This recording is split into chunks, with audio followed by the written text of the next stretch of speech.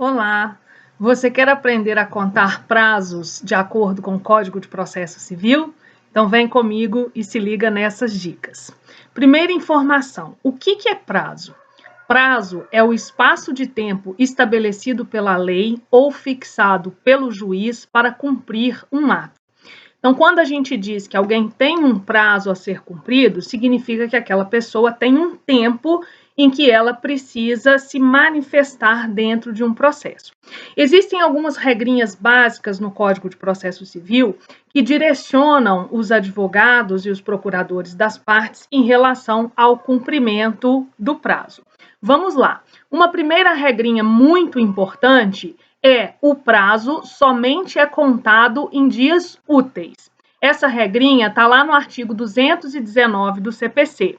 O que quer dizer dias úteis? Dias úteis são aqueles dias em que não há expediente forense. Então, sábado, domingo, um feriado, um recesso, tudo isso é considerado um dia não útil e, portanto, nesse dia não é feita a contagem do prazo. Essa regrinha mudou. No código anterior, contavam-se os sábados e os domingos. No novo CPC, somente dias úteis é que são computados na contagem do prazo. Regrinha número 2.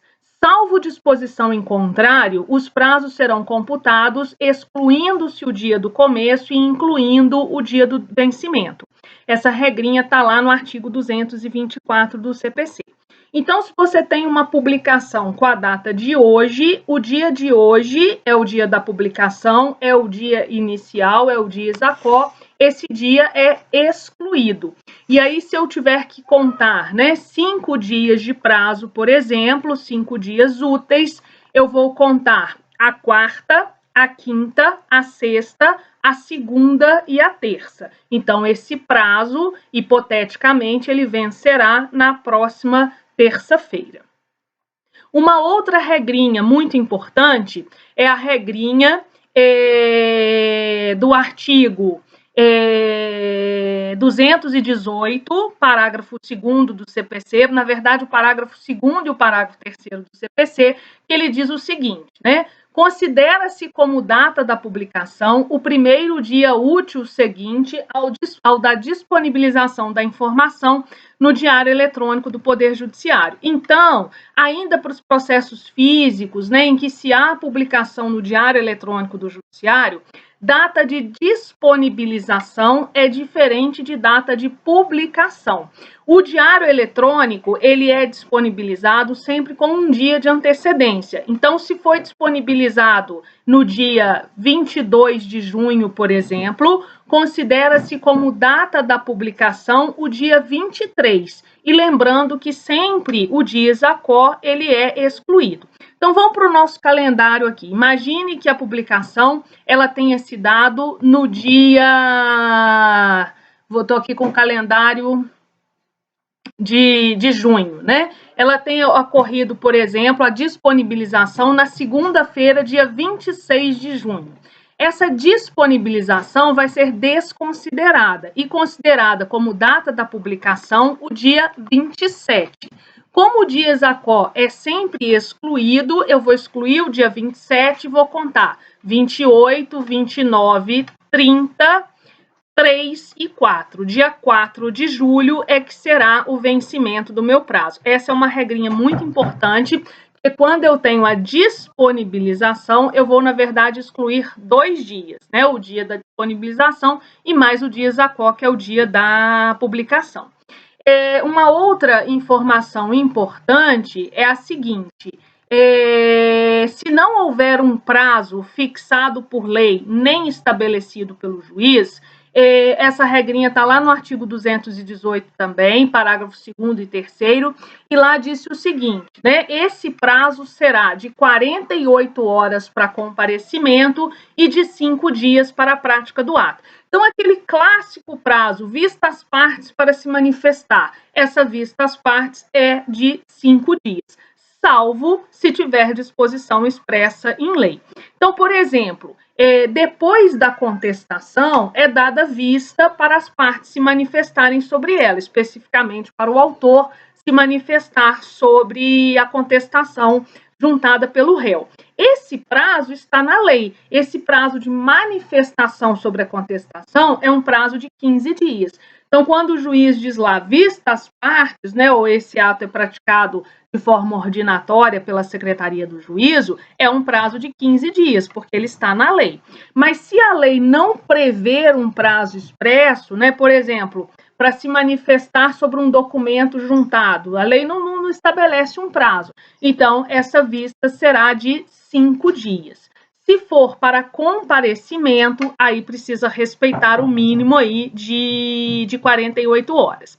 Nós temos uma outra regrinha que está lá no artigo 220, que ela diz o seguinte: não se contam os prazos, né, nos períodos de feriados e também no período de férias forense. Esse período de férias forense, ele vai do dia 20 de dezembro ao dia 20 de janeiro, inclusive.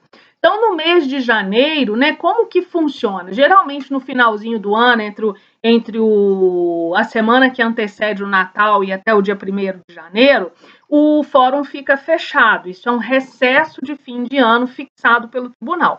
Mas, além desse recesso de fim de ano fixado pelo tribunal, existem as férias forenses. Então, no dia 2 de janeiro, embora o fórum esteja aberto, não correm os prazos processuais. Por quê? Porque, por força do disposto no artigo 220 do CPC, esse prazo é um prazo destinado ao descanso, né, dos advogados, de forma que eles possam, né, também usufruir aí de férias, já que eles são profissionais liberais, sem se preocupar com o cumprimento do prazo. Uma outra regrinha está lá no artigo 229, essa regrinha só se aplica a processos físicos, então ela não cabe em processo eletrônico, e é a regrinha de que, quando a parte tiver diferentes procuradores representados por advogados distintos, quando houver o litisconsórcio, eu tenho 2 réus, por exemplo, e eles são representados por advogados diferentes, de escritórios de advocacia diferentes, em processos físicos, eles têm o prazo em dobro para se manifestar. Então, ao invés de ter 15 dias para apresentar uma contestação, eles terão 30 dias. Ao invés de ter 5 dias para interpor embargos declaratórios, eles terão 10 dias. Essa regrinha está lá no artigo 229. É uma regrinha, né, que ela já está caminhando para o desuso, haja vista, né, o número significativo de processos já eletrônicos, e aí ela não se aplica mais. Por fim, né, para finalizar, outra regrinha importantíssima é a que está lá no artigo 231, que é o artigo que trata de quando começa a correr o prazo. Então, de acordo lá com o artigo 231, começa a correr o prazo quando a citação for feita pelos Correios, esse prazo somente começará a correr da juntada do AR aos autos, né, da juntada do aviso de recebimento. Quando a citação for feita, por exemplo, por oficial de justiça, só começa a correr o prazo depois de juntado aos autos o mandado. Se tiverem 2 réus, por exemplo, no procedimento comum, só vai começar a correr o prazo depois da juntada aos autos do último mandado de citação. Se a citação for por edital, no edital o juiz fixa um prazo de publicação do edital, por exemplo, 20 dias, 30 dias, só vai começar a correr o prazo depois de ultrapassado esse prazo de dilação do edital. Então, vão ser 20 dias e mais o prazo que a parte dispuser para manifestar. Se for uma citação, por exemplo, por carta precatória, aí esse prazo vai ser contado.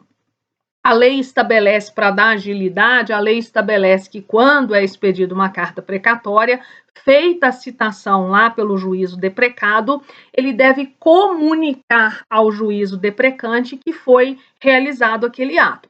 Então, se houver esse comunicado, o prazo vai contar a partir da juntada aos autos desse comunicado feito pelo juízo deprecado. Se não houver esse comunicado, o prazo vai correr da juntada aos autos da carta precatória devidamente cumprida. Aí isso costuma levar bastante tempo até que se inicie a contagem desse prazo.